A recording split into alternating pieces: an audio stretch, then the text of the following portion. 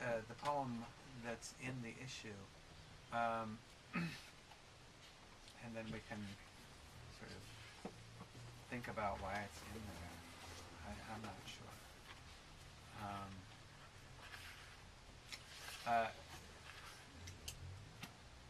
When John Freeman asked me to publish this, he said, I hope you don't mind, I want to publish it in the horror issue. And I said, no, mind, that's a compliment. I mean, you know, I feel like we live in the age of horror, and if I can in some way instill that in others, so much the better.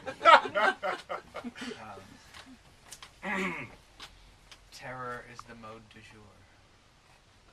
This is called Quarantine.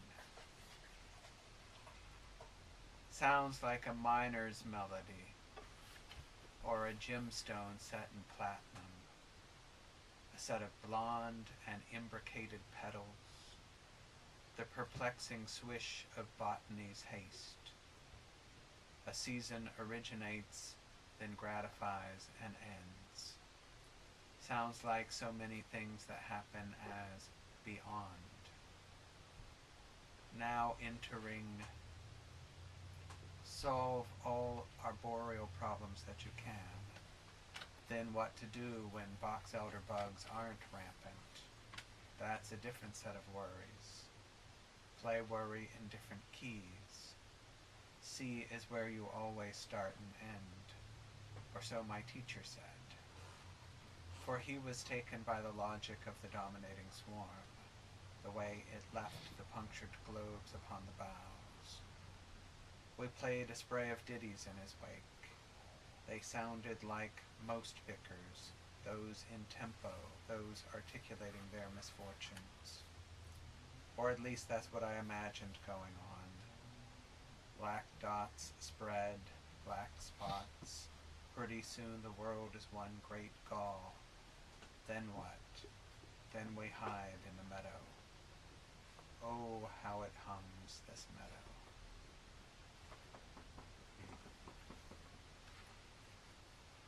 So that's my horror. I would like to read a longer and much more affirmative poem. If I can. The problem is, you know, this book is in proofs, so it doesn't have page numbers. But fortunately, I found the poem, and I wrote this poem because I just got tired of the way this apocalyptic vision of the world keeps getting put forth as the only vision on every side. And it felt like we hadn't quite gotten out of the world of the 50s B movie in which the atomic bomb goes off. So I went back and looked at one of those, Panic in the Year Zero, with Ray Milland and Alice Faye. I don't know what the hell she's doing in there. It's not a musical. And Frankie Avalon. So, you know, it's not like a great film, and I wanted to do something that was the not great film version of the present correlative of Panic in the Year Zero. Bless the tourists in their Alcatraz rocks parkas on the upper deck of a double-decker in any given February bluster.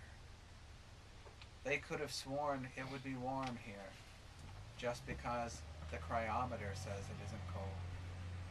Who the hell would look at a cryometer? People from Arctic regions, I suppose. People who must have flown in over the map's flat face, who must have seen the latest developments, the delta's brackish mouth, windmills waving white banderoles against the crisping brown hills. Spring looks a lot like summer, looks a lot like drought.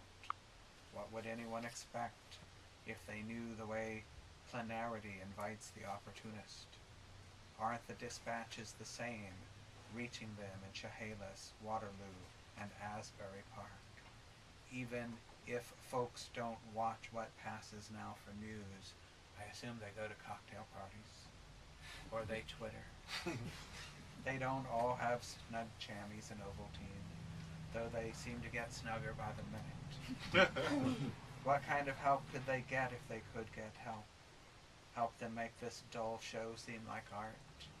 Help the supporting cast appear in the end, summoned from the cities of the plain, and appear to end and end again, as in a wide shot of the Battle of the Marne, intolerant of those you cannot seem to understand, and other such advice. It's the quiet part of the morning service while I'm writing this down. Thank God for the quiet part. And thank God for the one who held me to my own wickedness, who asked me to revel in it, even though it cost us both a little dignity. It's easy for me to look back at what's destroyed. I knew it would have been destroyed like a wicked town. I never thought that town is where the town is. I simply thought that town is where the town is. Sorry, I never thought that town is where the heart is. I simply thought that town is where the town is. Usually someplace inhospitable and filled with handsome young men, the kind who kill you with their handsomeness or their acute cordage.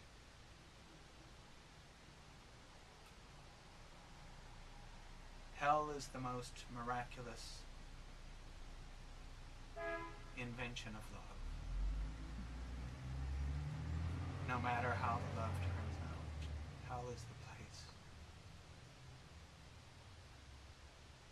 from whence the music of longing, which accounts for most of what we call music, gets written.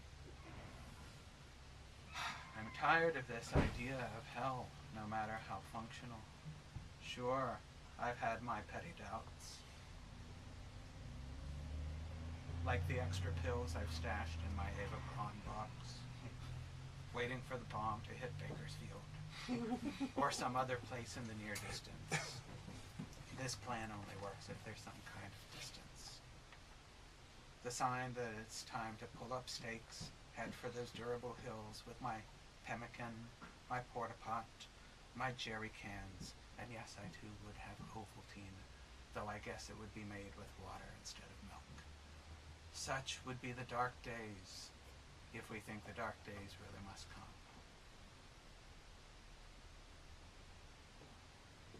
But I have lived through perilous times, and I do not love them. I cannot pretend I'm smart about such things. I mean, look at the sloppy slew I've been. And you were there. And you've seen me rumple down the sidewalk like a moocher. Lord knows, you've seen me hit that sidewalk on my keister. Scandalous, the tourists said, and flashed. And when the worst of the drama came, they clucked their tongues and threw their change. Something inside each one of us is cocked like the ear of a hound, and half the time we hunt, and half the time we rescue, because we're never really sure if the humans will beat us or feed us. If we are our better selves, it's just a wonder. And if we're not,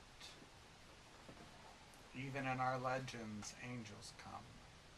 They try their best, but we're such shits. And it's not because we want to screw them. We screw everything for mankind. It's what we do. I've probably sullied a few white wings myself. That's not the problem.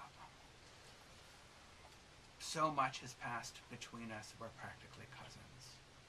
The problem is, we're so bent on an ending, we'll sunder the entire valley with conviction, with an invented coda of immunity.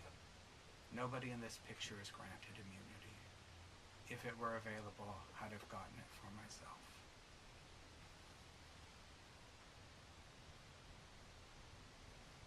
Enough with the apocalypse already.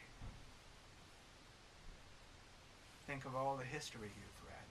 It started somewhere.